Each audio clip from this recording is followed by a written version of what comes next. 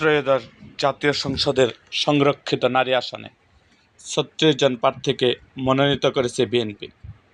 তবে দলটির মনোনীত এসব প্রার্থীর মধ্যে দুজন সরাসরি আওয়ামী লীগের রাজনীতির সঙ্গে যুক্ত ছিলেন বলে অভিযোগ ওঠায় সব মহলে শুরু হয়েছে আলোচনা সমালোচনা। স্থানীয়ভাবে খোঁজ নিয়ে এর সত্যতাও পাওয়া গেছে।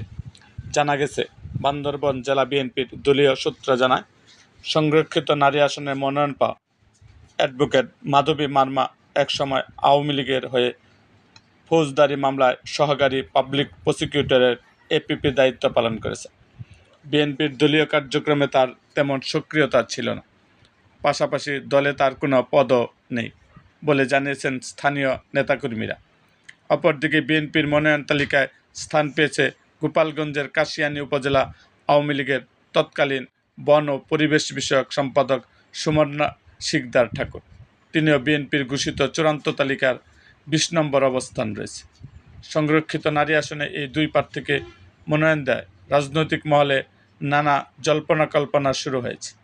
বিভিন্ন মতাদর্শের দলের সঙ্গে অতীত ও বর্তমান সম্পৃক্ততা থাকা সত্ত্বেও বিএনপির মনোনয়ন পাওয়ার বিষয়টি দলের কোনো কৌশলগত সিদ্ধান্ত কিনা তা নিয়েও চলছে বিশ্লেষণ।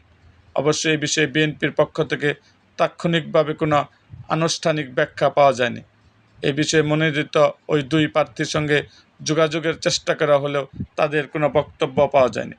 তবে রাজনৈতিক বিশ্লেষকরা মনে করছেন, এ ধরনের মনোনয়ন ভবিষ্যৎ রাজনীতিতে দলীয় প্রার্থী বাছাই প্রক্রিয়ার নতুন বাস্তবতা ও কৌশলগত দৃষ্টিভঙ্গির প্রতিফলন হতে পারে।